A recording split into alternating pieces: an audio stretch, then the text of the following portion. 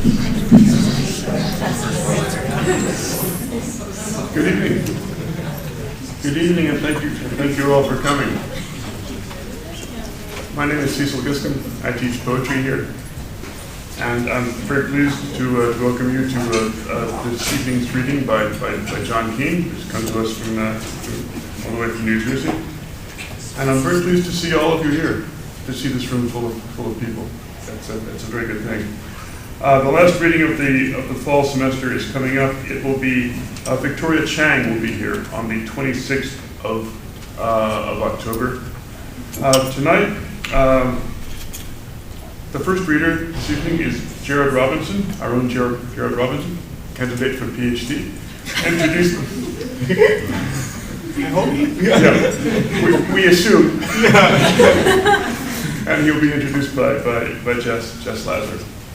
And then our guest from the Outlands, John Keene, will be introduced by Camille Considine. And so I'm very pleased to welcome Jess Lazar to the podium. Thank you.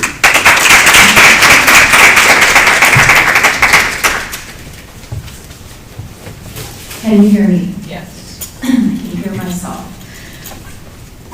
No one ever asks you to be an artist. Our own Jared Robinson, candidate for the PhD, once wrote in an artist statement, "I wanted the world to tell me what to be," he said. "That was the role of a good Christian son, to listen and to wait, to be called. And all I got for this was really good hearing." Reading this, I had the thought, well, no one asks you to be an artist because that's not how you get asked. As if you were to say you weren't invited to the wedding because you've been checking the oven instead of your mailbox. By Jared's metaphor, and as he must know, the good hearing in this case is itself the invitation. Interesting that a person who wanted the world to tell him what to be became a poet.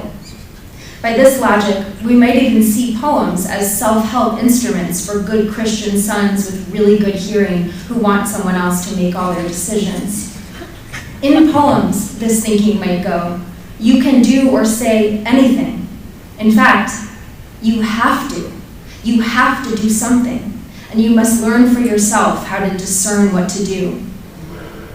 For a child, there is a fantasy of adulthood as the time when you can finally eat as much candy as you want and no one will make you go to school, until you get older and you become the person who makes you go to school. No, adulthood is not, de facto, the freedom we once thought it might be. A life that continues beyond childhood, Jared has written, is a certain kind of miracle, I am learning. He both does and doesn't mean here that it's a miracle for a black man in America to make it to adulthood. He also means that it is a miracle that anyone decides for himself what to be, that anyone grows up. So few of us really do. For Jared, I'll make this claim on his behalf, poetry is a place to grow up, which is different from simply a place to be an adult. Poetry is a place to unfurl, to find out what one is, or to be affirmed in finding out that one is just as much more than one thought as one expected. What wisdom, Jared writes in a poem, of generations secluded in the dark hollows of the body, how he wants to have wanted something more than knowledge. And then, as if to put the possibility of violence or of a nice pot-infused day off in one image, branches of a tree, his body beneath them, and the smoke. I do not want the rage I feel, Jared continues, the deprivation, the scales. I want to be free as a body in the ocean floating. And yet, what makes one freer to live in the water than scales, which here are the embodiment of rage, a rage that is light, that floats. We might use Jared's own characteristically pithy description of most of the writing that has interested me lately to describe his own poems, that is, as gay and or concerned with fine art. I hope you'll hear, as I do in Jared's poetry, the impulse not necessarily to get outside of such categories, but at times even by raging against them, to show just how much they can hold. By way of illustration, and speaking of childhood, I'll end with a passage from Madeleine L'Engle's YA classic, A Wrinkle in Time, that came to mind when I was thinking of how to aptly describe what becomes of Jared's speakers as they follow the impulse to make visible the full capacities of the forms, identities, and categories by which they live. In the passage, which I've condensed a bit, Mrs. Whatsit, who has taken on a human form, is told by her leader to show the children, Meg and Calvin, a little more of her capacity. Now, don't be frightened, loves, she says, before, and now I'm quoting, her plump little body began to shimmer, to quiver, to shift. And suddenly, before the children, was a creature more beautiful than any Meg had ever imagined. Outwardly, Mrs. Whatsit was surely no longer a Mrs. Whatsit. She was something like a horse, but at the same time completely unlike a horse, for from the magnificently modeled back sprang a nobly formed torso, arms, and a head resembling a man's, but a man with a perfection of dignity and virtue, an exaltation of joy such as Meg had never before seen. From the shoulders, slowly a pair of wings unfolded, wings made of rainbows, of light upon water, of poetry. Calvin fell to his knees. No, Mrs. Whatsit said, though her voice was not Mrs. Whatsit's voice. Not to me, Calvin, never to me. Stand up.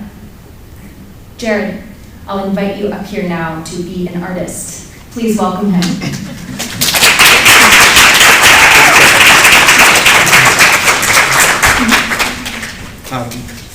Thank you so much, Jess, and to the Holloway committee, to Camille and Pedro, to Cecil for having me, and to John for your work, which I wouldn't be here without. So thank you, and thank you all for coming. It's wonderful to see so many people here. Yeah, okay. I'm only going to read 8 poems. And the first one is called Those Who've Known. Can everyone hear me? Yeah. All right, cool. Those who've known. Where the hysteria of imagined witness draws intelligence on the face of the past, marks out a territory, like a tree expanded in reflecting on itself, like the city. The pairings and conversations I have made to seed to this storm, I saw you. You could find me, sprawled in the hips, the rugged bowl of the earth, this oak, my future, in the hands of the weather. Oh, my patience is waning. Now a map of his gorgeous, forgotten land. Now just paint, owning up to its cynicism, its admixture of hot and cold, berry stem and all. Dear brother, dearest law of digression, of spectacular fruit, how can the mystic mouthing flow retreat, now this mountain's risen in the chambers of the heart? Remains still erected, fathomless monument to the terror of a single man, his forgetfulness?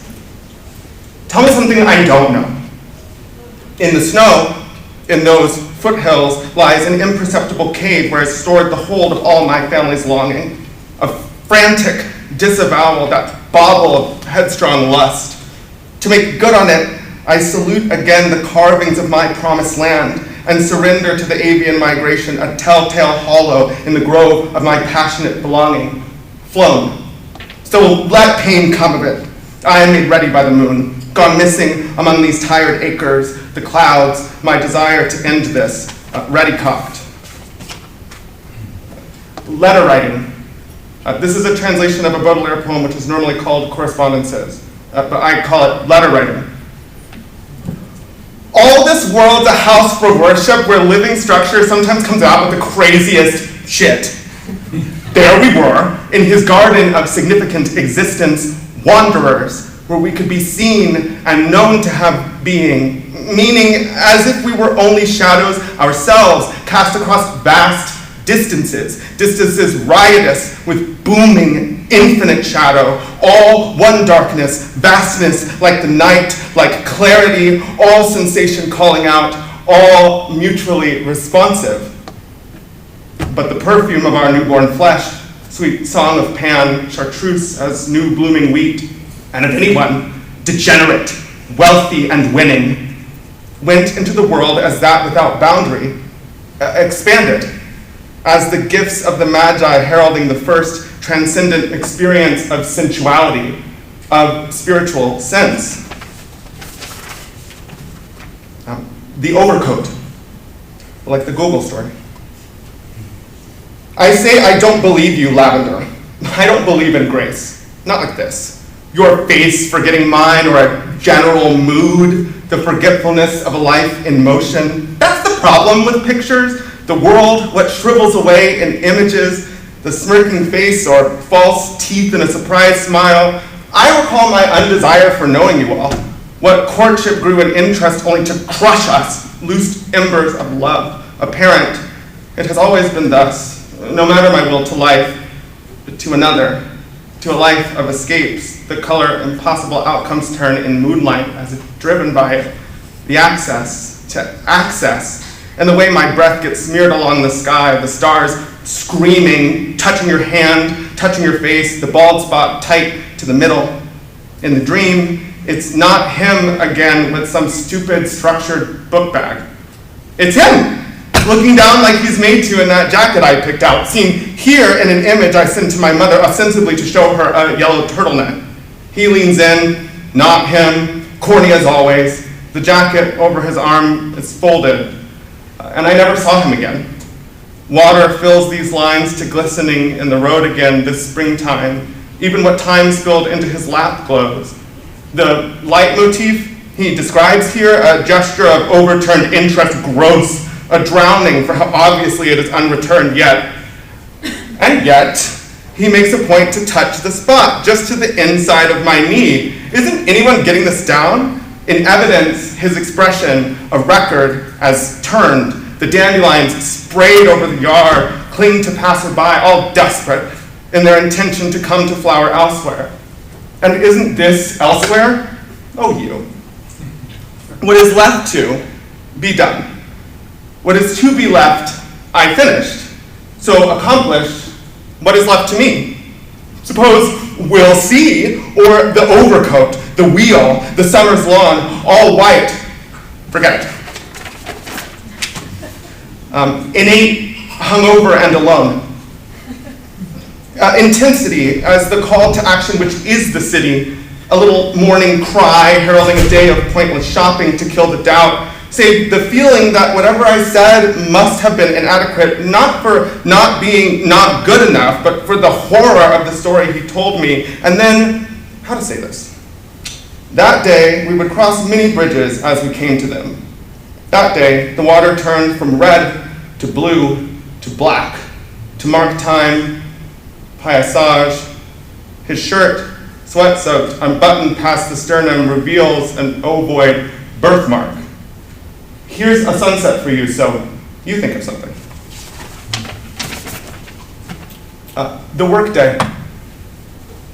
I would dare to draw a square and leave it empty, whole. To their natural audience, all my aversions seem well trained. I mean, it's the waste of living really makes the thing turn, you know? The cost of dreaming in ways you know you shouldn't. All the places I could never sleep haunt my dreams like secret cities, kept in light-obscured nightmare unfamiliarity like a knife in his sock, one he always carries, one he always brandishes so weak in the face of my rabid testament, the adversity of merely being.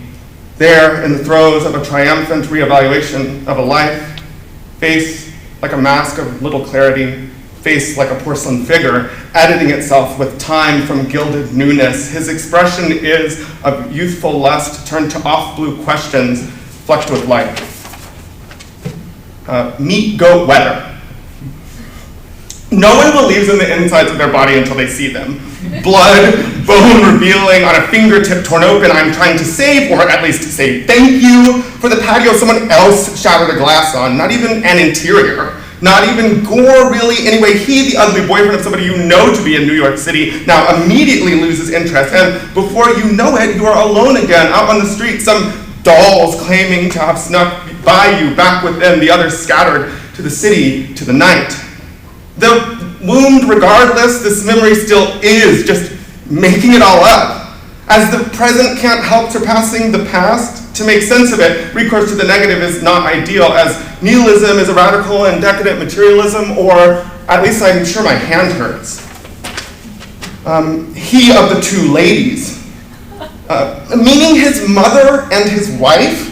I think he refers to the women in his life with a naive, wanton cruelty that makes even heterosexuality sick to its history. To stomach this, a lockbox in a temple is erected where is kept his heart, his wallet, and other sundry trifles it was seen as suitable to confiscate. And, well, yes, it is a sort of tomb, a sort of monument to the past which was already passed upon prediction, a festival of coronation seeming fit to a soothsayer's appearance. The gold and circles which have always trailed after the one are his fragile traps. Handled with care, he is at best a radical and at worst a tyrant. He of the two ladies, where he tread the earth, his God followed, a 10. This is the last poem I'm going to read. Thank you guys so much for listening. It's in a bod. And all of the bad days that painted, wait. Pink isn't always achievable. Like irony, it divides the world. Like light. The place is pink and not, all dappled sky and evening. Whenever I leave home again, I start to remember the moon. As above the ice blue house lit with skeletal oaks, the season, full and a crew it shows, this moon giving us the dark parking lot, the children returning home from winter play, their smiling dogs, even wind. Yet here lies a mystery like news in the wonder of another last evening home, where a fire is welcome in its natural state, water wants exactly nothing. Where I'm sure I'll not want any part of my life except for beauty, not certain that, if given the chance, life wouldn't crush all my imbecility as a coyote beneath another comic stone is flung. In the dream, they leave everything on the table and ditch, patriarch in tow, the place of our repose. Intact, it is his idea, your friend, doesn't wait for you, can't be without him, follows. And then just there, the city, a hall of orange tint windows arching out the sky, whistling with sirens, whisking us body and soul, moon and all, from one bar to another for want of better noise, cheaper poison, and a touch of the blood. And I won't fight it with you again, especially not here. There was nothing wrong with us. There was only the blur of liquor-smeared loveliness, the warm light near Christmas, and snow. And when night closed the tap and the day was two, an image nodded at the handle of a great green iron door, that magnificent pink ribbon, that passing I embraced, a dawn, drawn in seamless glory like to light, all it ever was as soonest should be, end tonight. Thank you.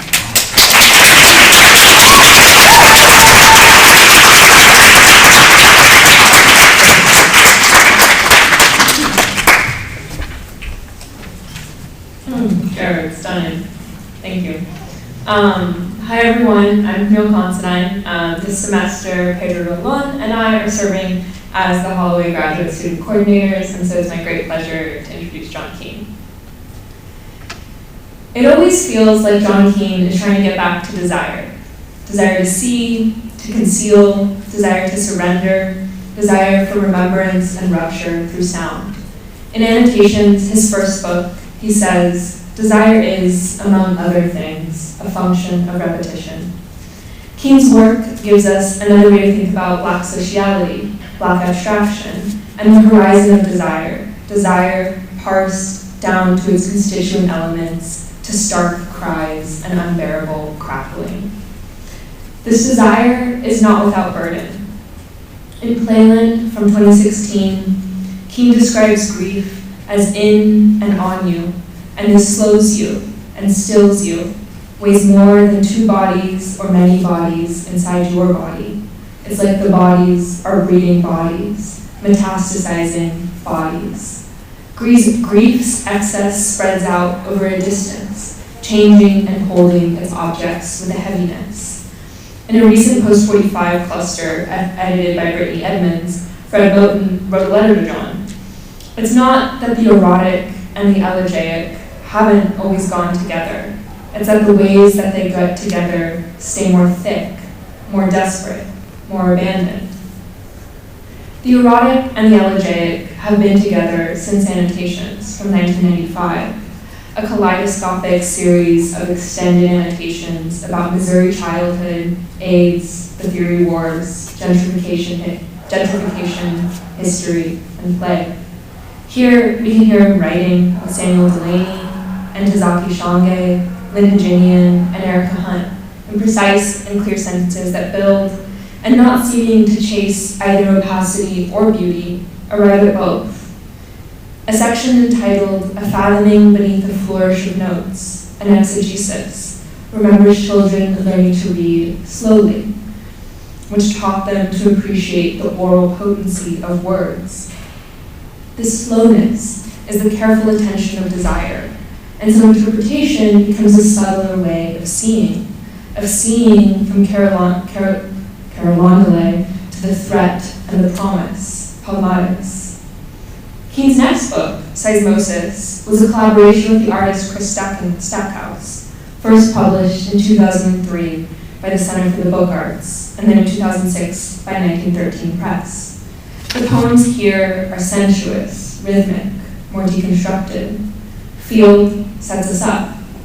I heard as hollows, field bearing the idea of incident sound, found, sentiment, of corresponding forms, or nearness, what I face, or fear feeling, having to, then erotics of touch, that much or nothing less.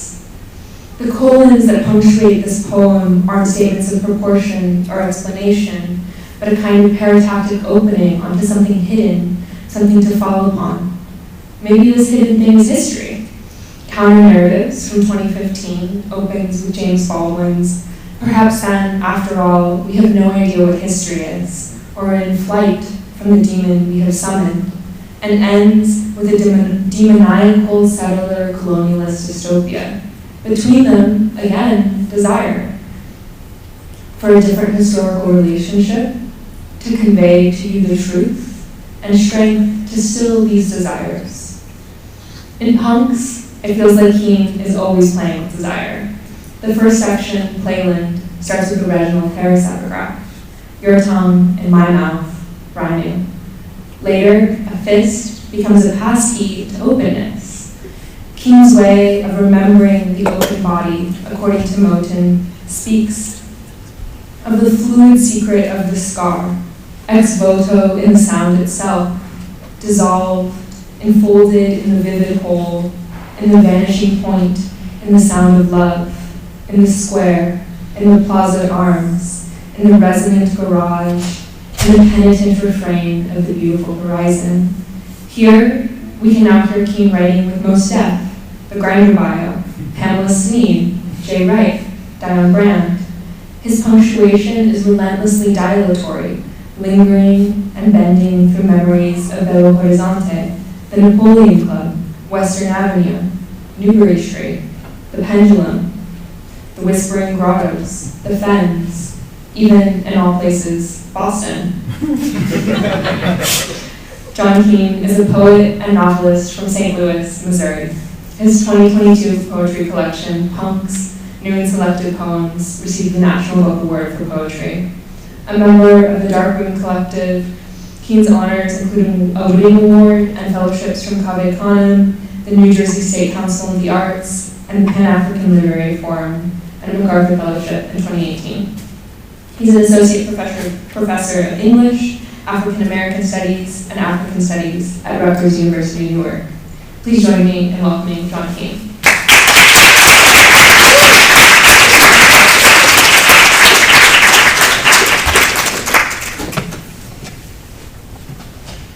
So, first of all, it's weird. I've been feeling fine, and I'm starting to feel like a little bit of jet lag. Usually it doesn't affect me, but so I'm going to try to be energetic. But if I just start to slowly droop down, lift me up. No. Thank you, Jess. Jared, that was an amazing reading. Thank you. That was just absolutely wonderful. Wonderful to hear your poems. Thank you so much, Camille, for the beautiful introduction. Cecil, thank you so much for the invitation. I really appreciate it. And thank you so much to the Holloway series.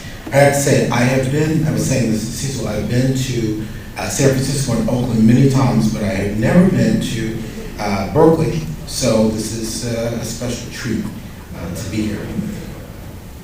So I'm going to start with a poem called A Report on the What's American About American Poetry Conference at the New School. And this conference took place, I think, in 2001. And as I've said before, I read this poem before, it was full of shenanigans, let's put it that way. So anyway, you'll see what I'm talking about. We're fed up with tolerance and writing about whores shooting up heroin. There are no poets of my generation waiting for something to rebel against. On 137th Street and 7th Avenue, a brother was crossing the street, said, a white silence, which is metaphysical, and a black silence, which is political and social. I am not suffering the language of power behind the poems, only ghosts of Charles Bernstein. He doesn't want to engage the book of Generation X. The beats have already done that, coming from deconstruction and all that French theory. When anyone appears to strike a pose, aren't you insistent was reading Allen Ginsberg? I come from another context altogether. There is so much vitality there, as you can tell from my accent and shit, but really it's about living language, poetry. To give you another example, a children's game in France, songs and gestures are not our origins, Orpheus. I am a mestizo and went to Iowa, proclaiming language from the seat of power. 2 white women just resigned, 2 black women who will not be silenced. Aren't you the sister was reading Allen Ginsberg? Can you say something about the history and how you feel this competition over anxieties infects us all, or Janie, who knew from Hurston? It's a shame the organization only sells so many copies, and a heated discussion ensues because Eros is in there too. We are waiting to rebel against smart bombs and cynicism. Poems are mere ghosts of my generation. There's nothing left behind the words but fragments, ruptured burrows, and someone else that's new, beginning with Native Americans amidst the white middle class. Between the 2 silences, an accident can happen, a difference that never comes as a work of fiction. Only ghosts are silenced behind the poems with heroin and vernacular, but you are too young to be dropping bombs on Mesopotamia like hip-hop to be cynical of the world you can change. Hearing Judy Grant at a woman's gathering, only 1 poem though. Are there any studies overthrowing identity, erasing differences concerning the audience? We keep coming back to Eliot and Pound to rebel against the street and jazz, Africans and bondage. I think I break behind the poems, an East Coast thing. Only minstrels and whores are our precursors of cynicism. Don't read Generation X, but look for me. Ghosts, translate my absence into language. Speak to power behind the words. Rebel against the silence.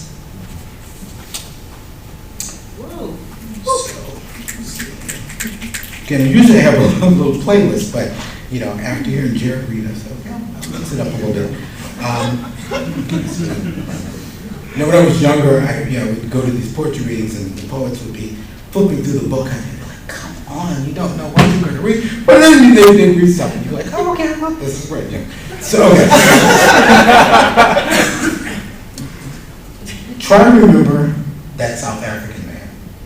Oh, yes, I'll just say this. When I was in my 20s, it was one of those periods where the U.S. economy was really crappy, and tipping was really big, and then a lot of people had multiple jobs, which happens now. And my grandfather grew up during the Great Depression. He used to always say, you should always have multiple jobs. So I had these multiple jobs. And one job was at this bookstore in Boston called the Gladiator Bookshop, and I think there's one that still exists in Toronto. But anyway, I had the most outrageous. I've had several outrageous bosses, but this is the most outrageous boss. And at one point, this man, we realized he had created a secret compartment in this bookstore to hide because FBI agents were looking for him. So that was part of what was going on. So this was the other part of what was going on.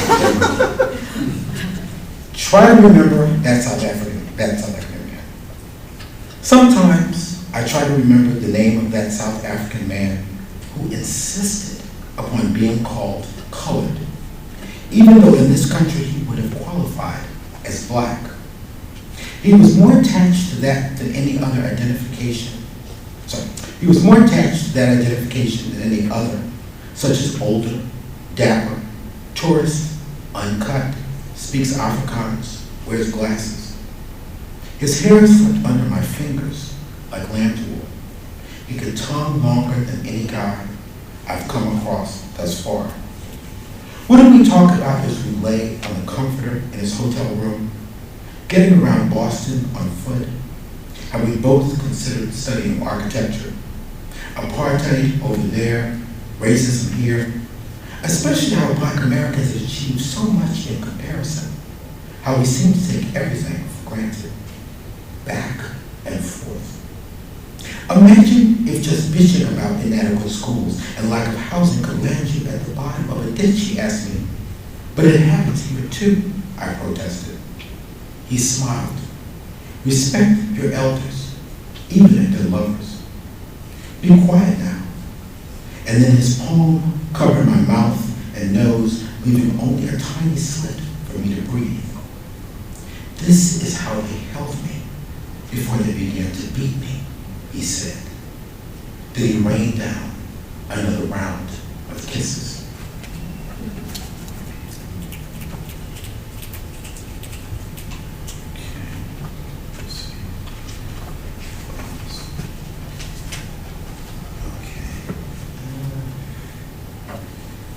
So Camille mentioned this poem, let me read this, and another point in the 90s, I had a job at this place called Nash Video Resources. It was a great job, right?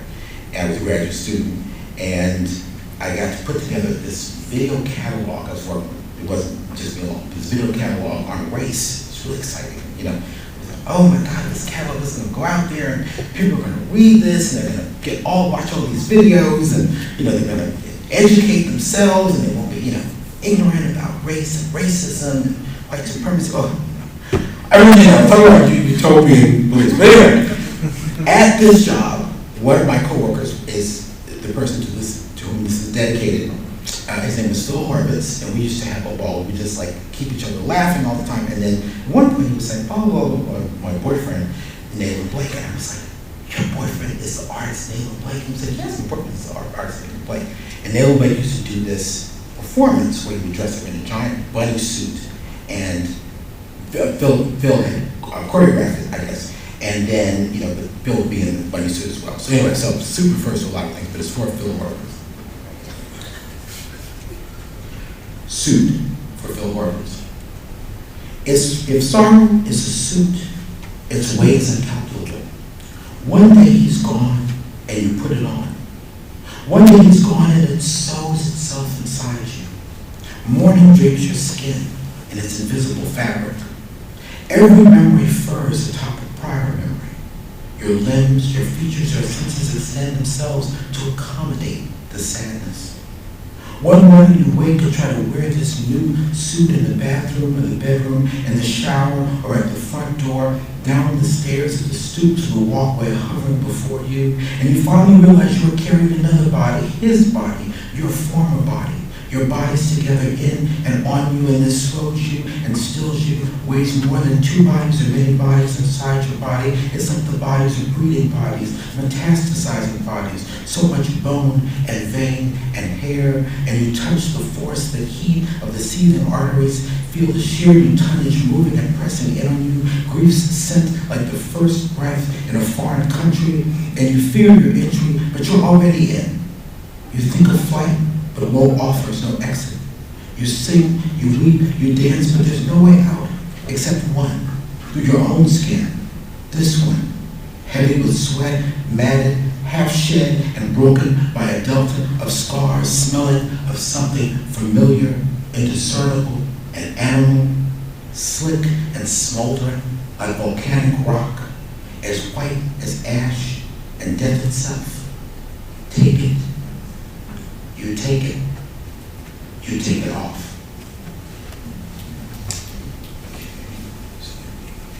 So since I read that poem, I'm going to read a companion, it's not actually a companion poem, but I'll say this. So at one point, if you've heard this story, forgive me, at one point I somehow ended up on this list, this amazing like poetry list with these, they're all amazing poets, right? And they would send each other poems, and somehow or another, my name got typed in, like in the midst of these exchanges, right? And so one of the poets who I adore is Ed Roberson. And so Ed Roberson, would send out his poems, and I was like, oh, this is amazing. What am I going to say? Move this calm or something? It's like, of course, it's amazing. So I sent him 2 poems. So I sent him 2 poems. So I said one was that poem I just read, Soup, and this poem, and he said about soup. Oh yeah, I think it's great. I think he called attention to 1 or 2 words, and so I tinker with those. And with this one, he said, the earlier version, he said, I don't know, sometimes I want. So I was like, okay, I'll tinker with it a little bit. And so then I sent it off, I got it published, amazingly. And then I read it in the journal, and this may happen to you sometimes. Hopefully it does not, I hope it does not. But I looked at it and I was like, this is awful. What did I do? Why did I listen to Ed Roberson? Come on. This was free advice, And he was very gentle. He didn't say this was terrible. He was like, maybe, something's wrong here. So anyway, so then I was so embarrassed that I said, I'm going to rewrite this poem. I'm actually going to go in and fix it. Okay, so I went in and fixed it, and then I gave it to the publisher. When I compiled this manuscript, I gave it to the publisher, and I said, I don't know, does it work? And the publisher was like, the two, they're both poets. They said, oh, John, no, please, you have to put this in. Okay, so, underground. The squealing like somebody's baby as cars invade the street. I'm listening to a song, but I can barely hear myself listening. Silence. Suddenly, the world is suffering a metabolic disorder. What are you writing about? Nothing and everything at once. The cry the wheels make as they begin to break. So many songs like a gathering, shouting. Young men scampering down the street. Crossroads. That was a song I sang often in childhood. I am listening, but I can barely hear you. I was originally thinking about the weather. I was originally thinking about what happened. I was originally thinking about the dead. Head on head. When it hits, it rends the flesh. Listen. They're gathering along the sidewalk as the gunshots go off. Writing, waiting. The ricochet pulls a tripwire in my throat. Often when I hear their cries, I wipe my eyes, but the tears keep flowing until they can fill a small bay. People screaming along the asphalt. The brother prone and groping, his death in his hands. Nobody wants to let him die. Oh, my people, bear witness. Look, the blues sweating to the phone's recording. What is the name of that song? Our nothingness, everything at once. Underground. Angels of death gliding back into their cars, wherever they disappeared to. Wailing, waiting. What are you writing? Whatever lies on the other side of that horror. On the other side of this weeping is a world that goes with blood. 1 for sorrow, 2 for mirth. They're gathering on the pavement with drums in their hands. That rhythm makes ghost dance. Nothing on the channel as they start to scream. The art lies in never forgetting, waiting, exhaling. Often in the darkness we can see ourselves, scars. I know a song that is written in blood, singing, squealing, louder so the whole world can hear us. When it hits, it rends the soul. What are you writing? About a system underwritten in blood. Speak. The livelong day. Men in masks emerge from the vans holding their breath as if underwater. Life at the end of the world. Waiting, exhaling. There was no gun on the ground beside him. Turn your eyes on the space, in the black space behind them. I'm not dreaming, but listening, listening. Can you hear me? Whether you can even remember the weather, whether you can even remember what happened, whether you can even remember the dead. I have no more tears start off of my skin. The men crying out as they begin to break. A song we sing whenever we meet. What are you writing about? A system underwritten with our blood. Everyone is speaking, so we listen. Everything and nothing at once. The sky as the day begins to break. People still marching down the street. Crossroads, heart on heart. The art lies in the fight and the scars. This is the sound of the weather that we live in. Life at the end of the beginning of the world. A song we sing as hard as we live. Listen.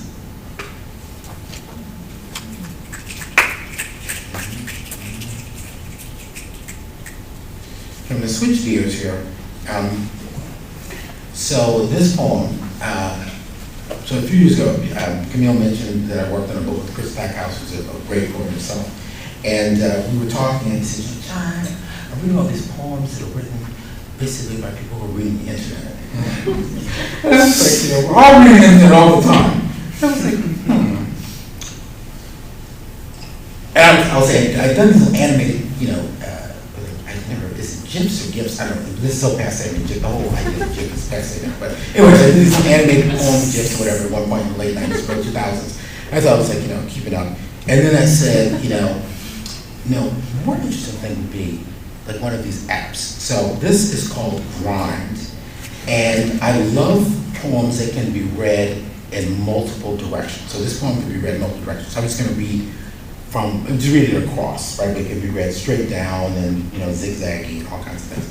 And my first time with Jess, he wrote a book called Olio, which I highly recommend, which has poems which you can read in multiple directions. I just think it's really kind of fascinating and a lexical challenge, particularly for, Anglophone poetry, but yeah, I love it. So, Grind. What are you really looking for? A little banter, some company. I'm bored with quality being me. I can be friendly. I don't discriminate. I just don't cling to certain personalities. Whatever you like, massage, music, stretching, wrestling, friends. I want to meet to hook up. The measure of a man, what you do with power or the absence of it. Please have a face picture for chatting. Your muscles meaning nothing. Travel for work, crisscrossing the country. If this sounds like you hit me up, no agenda, along for the ride, crank it up, looking to get hot and steamy. Does anyone go on dates these days?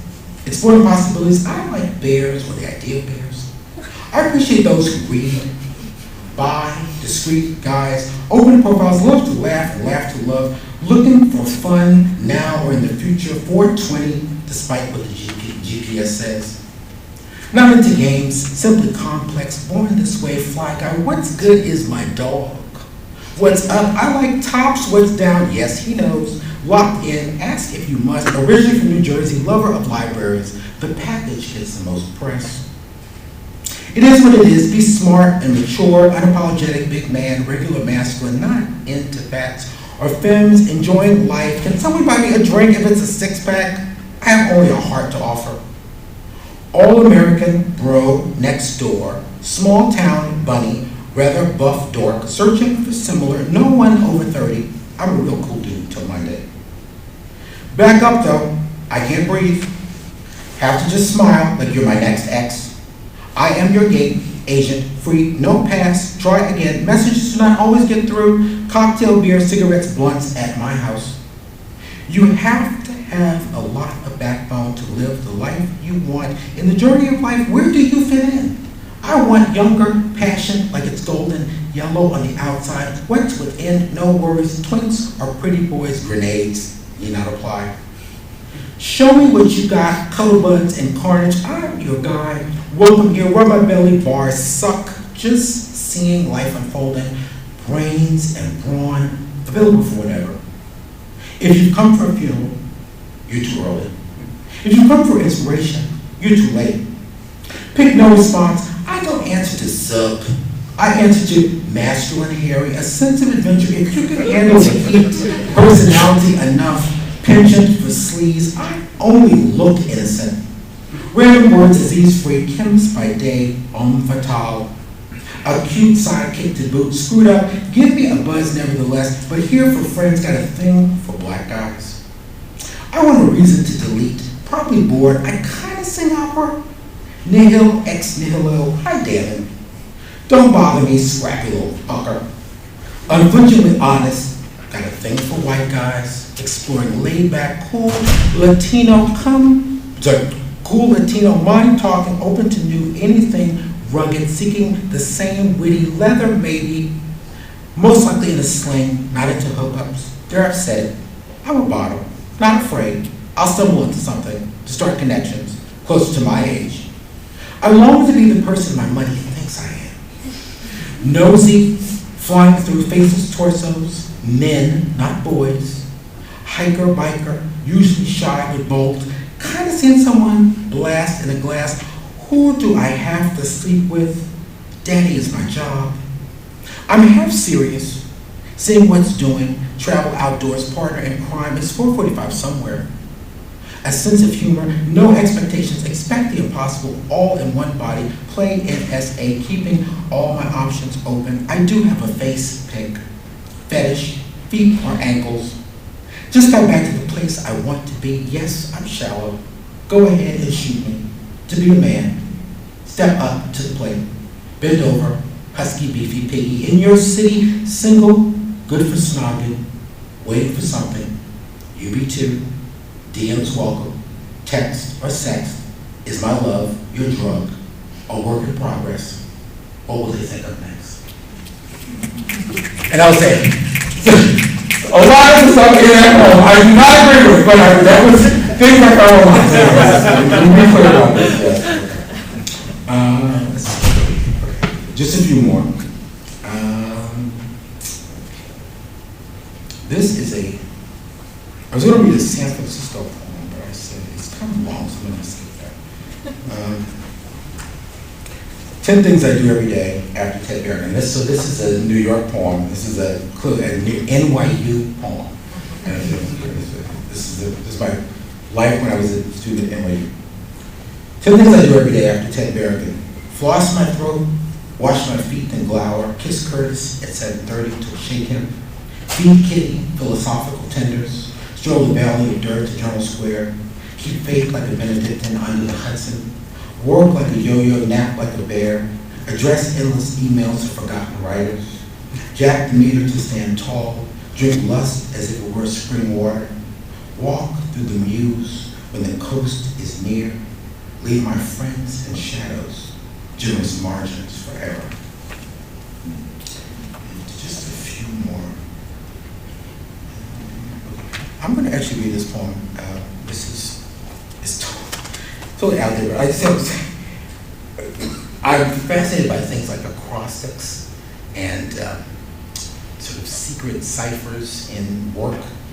And so those of you who have ever listened to the work of Arnold Schoenberg, you know that he and the other two main members of the second Viennese school, they wove all of these acrostics in.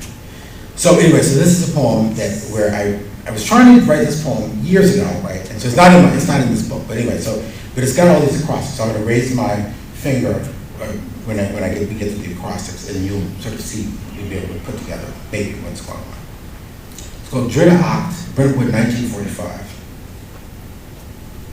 On Rockingham, terraces smolder with eucalyptus. Bronze faces glide past man-sized hedges. The Andrews sisters tune on the wireless corn gold from countless movie screens, the American's magic box. Vienna, what remains of her carcass now. The composition class I led convenes nowadays at 4. Here, pages blank as headstones stare back from my styleway. A breeze rustles acacias, our snake through backyard lilac. And the third act, still unfolding within him, another life, another tongue, Jacob's ladder, ascending now here, Feeling already is formed, the idea already forms the word, yet along these bars, other bars, and more, the world revolves within. How does one who is called reveal it, dare forge another language, shape through note and act the vessel, or quest his message itself, called forms from beyond, form beyond naming the idea inexpressible, beyond representation, the word revolves within the messenger. Face down, beside the tablet, shattered, the messenger crying in broken breaths. No one, not one, is listening. Air from other planets, notes chosen like shibboleths to set the tone row, opening with A major, next to B sharp, which burns the ear. When I dream, I hear each transposition breaking the grip of tonality, even though, like Alba, I temper the method whenever necessity demands. On the coffee table, telephone blares good evening in English. These fragments weigh more than any scale can bear. Memories pool in mind at nightfall, or when the children intruded go out shopping, the 78s asleep in their sleeves, the radio on and staticky, realm neither real nor habitable, where milk and honey flow, and the pure idea of the one God will be thought and felt by all. Against the muse's inquiries, lingering challenges scoring, early afternoon, pinned down, bread with jam, 2 sips of Coca-Cola, no nap. After a stroll beneath the palm trees, these knees no longer so limber, this heart beating like a drummer, learning rhythm energetically, but slowly, repeating its own deep melody, green in my throat before it's gone. 22 January. Dear Mr. Moe, I have served the Guggenheim quite a number of times in writing opinions about candidates for awards with more or less success because seemingly not everyone considered me an authority of the same magnitude as did the applicants. I have taught now for almost 50 years. I taught exclusively the most talented young composers. Think of Albert Berg, Anton Weber, Hans Eisler, etc. I feel my life task would be fulfilled only partially if I failed to complete at least those 2 largest of my musical works, Moses and Aaron, an opera based on biblical themes. All art entails the transformation of experience. Representation falters before the truly divine. No thank you, said Levant, to seek the price. I would pay only $500 for Schreiber's again to commission me. Let them listen to the music of the talkie, some say, dull and sweet as it may be. For me, so much depends not only upon an ear aware of color, but a mind attuned to the patterns within. Harmony, as I have taught in my Harmonia Lehre, opens up new rivers of listening, ever disclosing how sound attunes itself. Now a singer accompanies a string quartet without bringing down the house as mine once did. Eager students ring the bell. Airplanes buzz above, reminding me of the sound of my breaths, or rattle grinding on like the secondary dominant winding towards its end. Then is how I shall begin, then how to speak of what hums in the heart of concept, beyond expression, that which is not mere echo but elected, the truth in the way of the idea so revolutionary the prophet abandoned the mountain to proclaim it. Tomorrow, tennis at 11, oh, to know the joy again of playing a few sets with Gershwin. Dinner with a producer whose avatars are Porter, Rachmaninoff, Benny Goodman. And my American students who only lazily understand that Bach and Beethoven are like our heartbeats, Mahler and Brahms like breathing. This exile that seals the veins with his venom, lost language, silence, interminable. A lengthening shadow, which is the neighbor's gardener whistling the blues below my bedroom window, and sometimes like him I feel through the rugs and swell the soul that's terrible trembling. O faith of my fathers, whose songs I forswore in my youth, do not forsake me now or ever. Pacific sunset deepening to black, as the mind before the eternal or freshly inked score. O word that I lack. And I'm going to end with the title poem, Punks. And I will say that when I read this at the St. Mark's Poetry Project, a family friend came, and she said, when I was done after, she said, did I hear you up there rapping?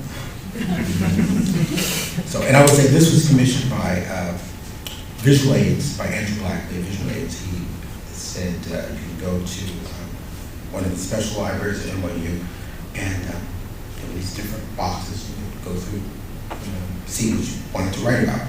And I came across the work of Martin Wong, who has now actually gotten a lot of attention, thankfully, and I was blown away. So, Punks, after and for Martin Wong.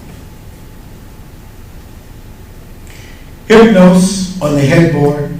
Check one, Donatos at my feet. Check two, twins. No, I'm not through yet. Got an altar to finish.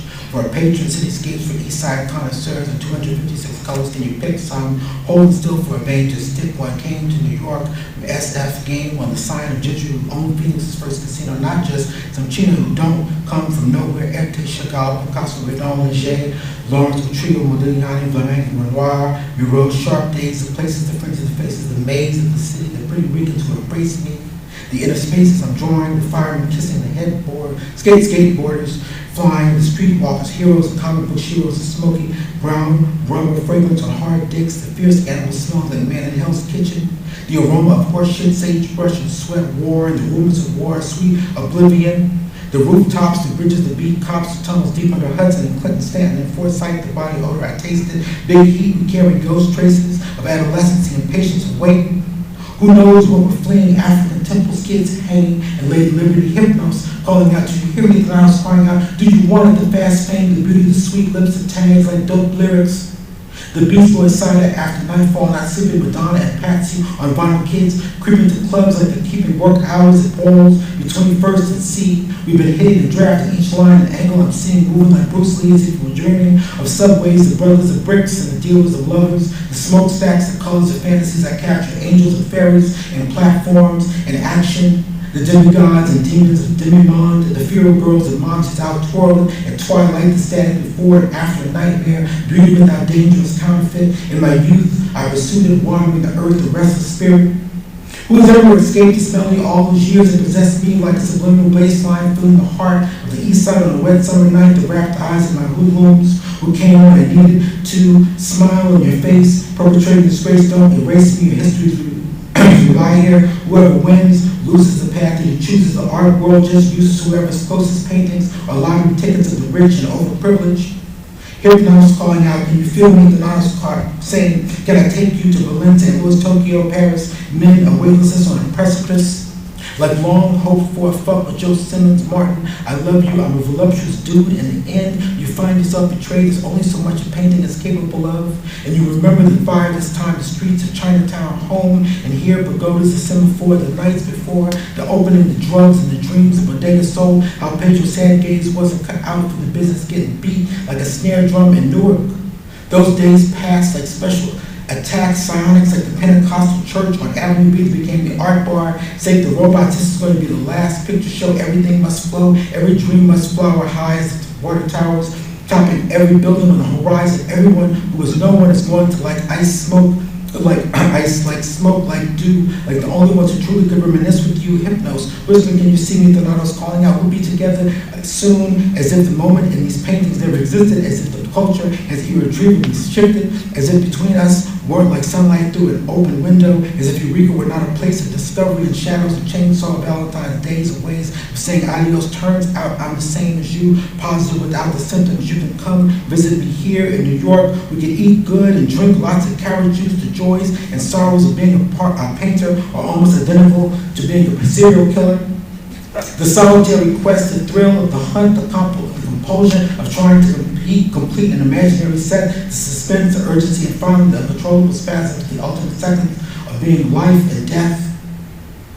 When veil and time are suddenly ripped asunder, oye mi negrito, a faint echo, how are you, my little angelito, el que pierde o pierde la vida de Puerto Rico, your fruit de Frisco, grew up teething on Jay Green and Quentin DeMond, still stuck here in the hospital in isolation because because they think I might have TB. I needed a vacation anyway. Maybe you can come visit me. They are acting like I am radioactive, as if everything I touch becomes a toxic waste, despite my magic resistance, despite my vast empire of vice and human desire, despite my personal memorial is impregnable as a cock-shaped citadel. I reserve the right to my own orientation or orientism. I am the progeny of royalty and create beauty. I had a bodyguard at 7. I could mambo and cha-cha. I was addicted to grasshopper, the liquor, not the bug. The gaiety, David Bowie, art dealers, smack dealers, Grace Jones, touching down at 3 in the morning like the Willamette meteorite, ultimately painting is similar to murder, in that when the thrill is finally gone, all you're left with is a mess and a disposal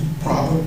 Hypno saying, will you share my amor pervivor? Thornato saying, Chinito, I'm inside you, remember me, I walk with you, I talk to you forever, together, remember, in dreams, and the fight begins again tonight. Recuerdas, do you remember? I do remember. Thank you.